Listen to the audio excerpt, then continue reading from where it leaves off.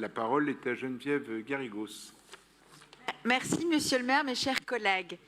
Tous les jours, la junte cible délibérément les civils au moyen d'avions de chasse, d'hélicoptères et d'artillerie lourde, bombardant régulièrement les écoles, édifices religieux et camps de déplacés.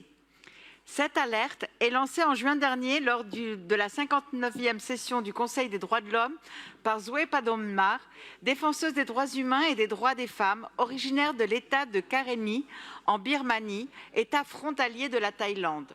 Un État devenu champ de bataille depuis le coup d'État par la junte militaire contre le gouvernement démocratiquement élu de Aung San Suu Kyi, qui depuis d'ailleurs est en détention.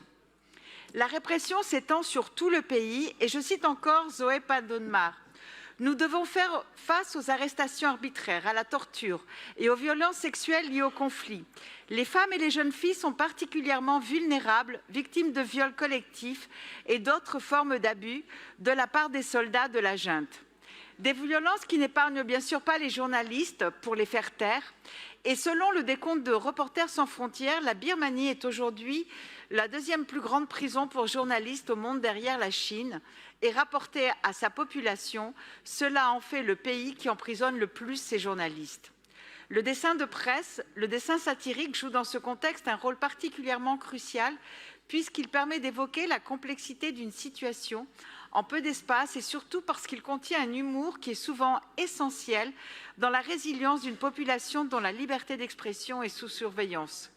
Et comme dans toutes les dictatures qui piétinent la liberté d'expression, le dessin de presse fait lui aussi l'objet de restrictions mortifères, alors même qu'il a une riche tradition historique dans ce pays.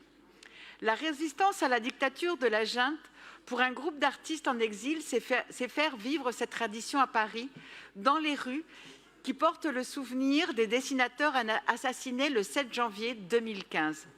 Notre ville s'honore d'accueillir leur exposition pour contribuer à faire connaître au plus grand nombre ces dessins que les Birmans et les Birmanes ne peuvent voir dans leur pays sur des panneaux accrochés,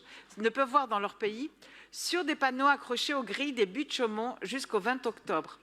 L'exposition pourra ensuite être reprise dans d'autres lieux et permettra donc de faire connaître le travail des 7 dessinateurs et dessinatrices accompagnés par Cartooning for Myanmar, créé notamment par Info Birmanie et Cartooning for Peace et soutenu par RSF et Fondemos et la ville de Paris.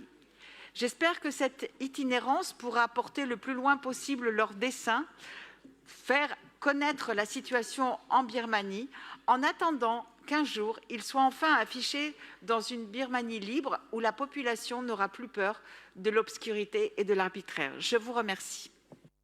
Merci beaucoup Geneviève Garrigos.